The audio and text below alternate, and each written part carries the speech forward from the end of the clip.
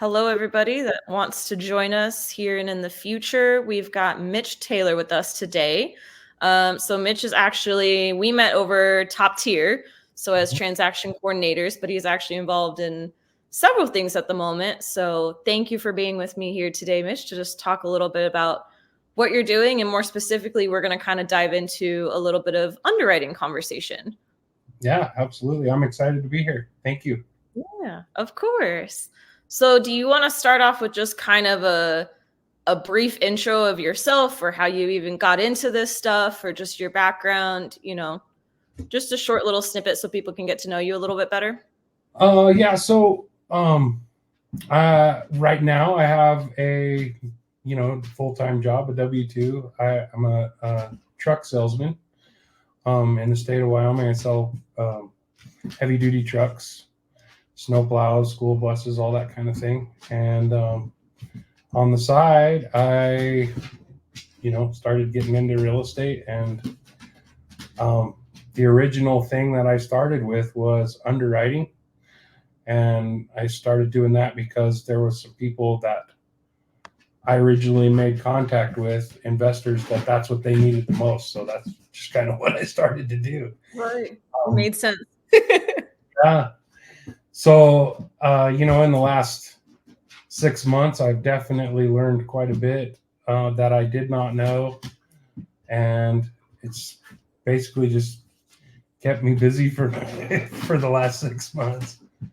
That's awesome. Well, very cool. So explain to those that are newer or maybe just getting into this, what is underwriting exactly? What do you mean when you say that? Okay, so underwriting is basically the justification that you use to tell if it's a deal or not a deal. If you're looking at a property to purchase as an investor, or even as just a regular homestead buyer, Yeah. it's good to do your own comps. It's good to put your own numbers together, because the one thing that nobody is going to tell you is how bad the deal is if they're trying to sell it to you. So yes. you're going to have to get good at finding that out on your own if you want to be successful. Yeah, absolutely. So how did you start off learning this stuff? So you were like, okay, I see the need. These guys all need help with underwriting. You're like, okay, I get it. It kind of vets out the deal, if you will, of, does this make sense? So, at least for yourself, where did you start to kind of pick up these skills or figure out how to do this? Well, kind of how I got started was I just jumped off and wanted to be a wholesaler. One day, I just decided that would be a great thing to be. So yeah, why I called a bunch of people, investors, and just anybody that I could get a hold of in the local area. And they said, yeah, we'll buy deals. If you can get a deal under contract, we'll buy them. But they have to meet our numbers, which I didn't know what those numbers were. Right. And that would be, So, it was kind of a trial and error thing. I didn't, at that point, I knew nothing about, any of the Pace Morby stuff or any of the, creative financing things. I didn't know that. So I started, bringing deals to local wholesalers, and they just looked at me like I was a moron because I didn't, and I pretty much was, because I didn't know what I didn't. And so I finally got in touch with a local investor here and in the Wyoming area, and he pretty much coached me through on this is what we need to see in order for it to be a deal for us, because I think he got tired of me bucking him. So that's how I got into it, and since then just polished my craft and tried to get better. That's awesome. So is there, it's always good to have feedback, right? Because I'm like, I hear that story and I feel like that's with so many things where sometimes you're like, just even if it's wrong, tell me why. Otherwise, yeah, I'm going to keep sending you the same stuff, not knowing what's wrong with it. But have you found now any, whether it's within, any of the groups we're in of the creative finance or just on your own, do you just use a spreadsheet now? Do you have software that you use for this? Like, how are you, they give you the criteria. Are you just using specifically what someone brings to you off of that? Or is there a system you go from to do this? So right now, for the documents that I use, I use the stuff out of top tier TC, Okay. top tier underwriting class. Yeah. I use their spreadsheet. I use their calculators. I use a lot of that stuff, and then also I kind of have my own way that I do research on properties. I use Realtor.com. Okay. I set up my screen so that I have like basically 4 web pages open at the same time, and I have Oh, wow. Realtor.com. I have PropStream. I have Zillow, and normally like a calculator page set up. What was the second to last one? I feel like it cut out a little bit before the calculator. Zillow. I have Zillow. Okay. Zillow, and Realtor.com is normally what I use. Okay. And That's awesome. between those things, I can get all the tax information. I can get a really good baseline idea of what the property is worth, because if you look at Zillow's accuracy rate, it's usually within about 3%. So that gives you a good starting line. Yeah. And also Realtor.com gives you 3 different estimates on there. So just to start out with, I take all 4 of those, I average them together, and that gives me like a base starting number, like an ARV if I'm looking at a deal. Yeah. And then I go from there. I try to do my own comps using PropStream, and then also do a lot of research on taxes, because there's something that a lot of times can come up. The tax rate will change depending on if you're a homestead buyer or maybe if you're a veteran. Sometimes veterans get a better tax rate than, say, just a regular homestead buyer, or maybe an LLC will get a better tax rate than somebody else. It kind of just depends. So Yeah. And that can change your deal by several $1,000s. So yeah, like every penny counts. So there's some research that goes into it. It also depends on what I'm trying to do. If somebody else has contacted me and they just want to know if it's a good deal, a quick underwrite, I'll just do basic things and tell them, yeah, this probably isn't a good deal, or we should probably research this more before you move through with it, So it kind of just depends on what level of underwriting that they want. I think so. What are some things that are you seeing, are you now the wholesalers that sometimes, they just kept saying back like, no, this isn't it. Like now, are there any things that to you now seem obvious when you see a deal that maybe before probably weren't as up front? Like, is there any 1 or 2 main things that you see constantly from people that you're like, I can tell you right now, this isn't it? The main thing that I do now, pretty much the first step that I do, is I look to see if there is a mortgage on the property or if it is owned free and clear. Okay. And those 2 things, if you can figure out if there's a mortgage on the property or if it's owned free and clear, that pretty much steers you to the rest. Because that kind of lets you know what a baseline of where to start talking to the seller. Okay. it gives you the beginning of their story of where they're sitting at, so that you know where to go. Let's say I'll give you an example. Sure. Duplex that I'm buying right now. The asking price was $379,800. Okay, so Okay. I started my research. The first thing I looked at was, is there a mortgage on this property?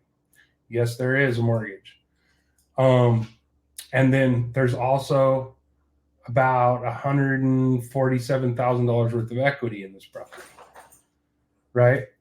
So cool. Now I have an idea of what I need to talk about when I get the seller on the phone, because now I know that there's a mortgage, so I could possibly take over her mortgage sub 2. And there's also a bunch of equity. So I know that she's not just going to want to let me take over her mortgage. She's going to want some money, you know. Something. And this is stuff that I'm assuming, right? because I don't know her situation yet. Maybe she's in trouble. Maybe she, but that's all stuff I got to figure out. But at least I got a starting point of what I need to talk about, where I need to steer the conversation. Wow, that's excellent. So I'm going to steer this a little bit. I know we're discussing underwriting heavily in this naturally, but we met through Top Tier TC. Yes. How have you been navigating, or how would you separate? Because I will preface this by saying, like, you happen to underwrite as well as being a TC. Mm-hmm. Not every TC is going to be an underwriter. So to those of you watching this is not your go ahead to go, I saw some video on YouTube and now I expect my TC to underwrite every single deal. No, if you have somebody like that, value them, ask them, figure out that scenario. But for you, how are you kind of navigating those roles? Are you marrying them? Do you have separate, things? Like, how are you presenting that to people who are working through that? So I would say that that's kind of a case-by-case basis. I try to add value however I can. So say, let's go to an example. If someone needs a TC and they get in contact with me because they need me to TC a deal or several deals or whatever, I try to see what their situation is, how I can help them the best. And if they're new to investing, if they're kind of just, kind of at the beginning stages and they don't really know what a good deal looks like, I try to add that as a value to them. Say, look, it's my job to keep you out of trouble. Okay. Essentially, I can do that on the front end by underwriting your deals and making sure that you don't get into a bad deal, or trying my best. I can't make sure, but nothing's guaranteed, but we can sure try. Try my best to make sure that you're getting into a good deal, and then I can TC your deal to make sure that everything closes correctly and nothing gets weird. Yeah, right. That's our goal, huh? Yeah. Let's try to make it make sense and keep it going. No, that's awesome. I think that's excellent. Kind of building on that a little bit, whether it's yourself or somebody else, if you're the investor and you're kind of sitting there going, either you're newer or maybe you're switching the style of property you're looking at or type of deal, and you are in search of someone to help you with underwriting, what are some things that you feel like would be good qualities of an underwriter, or maybe some red flags to kind of look out for, so that you're also not just like going to anybody and going, hey, what do you think about this? Like, what are some things you look for? Me personally, I would look for someone who has experience underwriting, and you definitely have to pull that out probably of someone by talking to them. It's one of those things where you kind of gotta, get on a Zoom or get face to face where you can see what their experience level is. And also if they understand kind of where the numbers need to be. If you can tell if somebody knows, that if they're going to purchase a house wholesale and wholesale it, they're going to have to buy it for probably 50% of the value of the house. Yeah.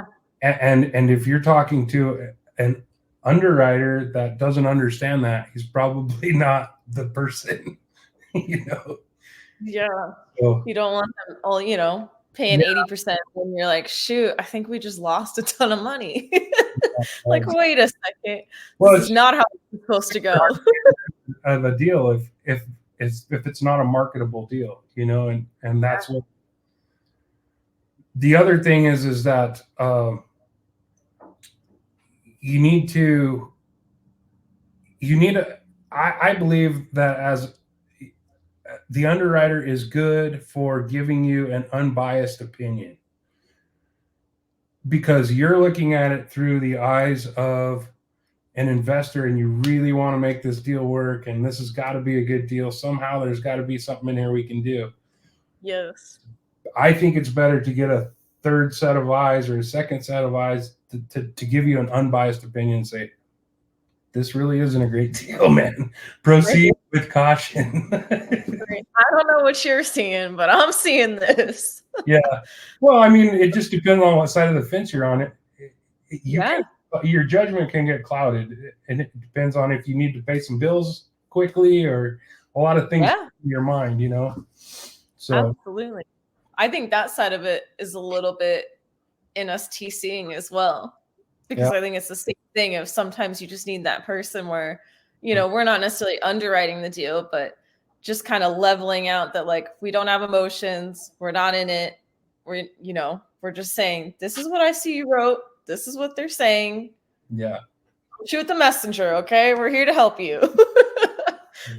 That's awesome. Well, very cool. Is there anything else before we kind of sign off of here that you would really like people to know or understand, whether it be about underwriting or TCs, anything in particular you feel like you'd like to share people to get from this after seeing it?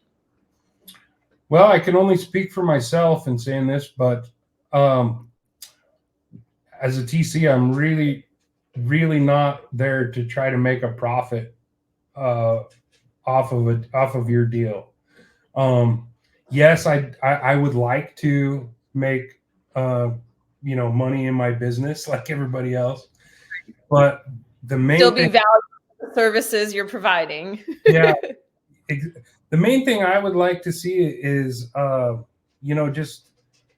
just for you to succeed. If you're using me, I want you to succeed, and however we need to do, however we need to go about that, we can. I'm pretty flexible, and I just want to make sure that somebody doesn't get in a bad situation. Right. We can all win. Getting your TC, yeah.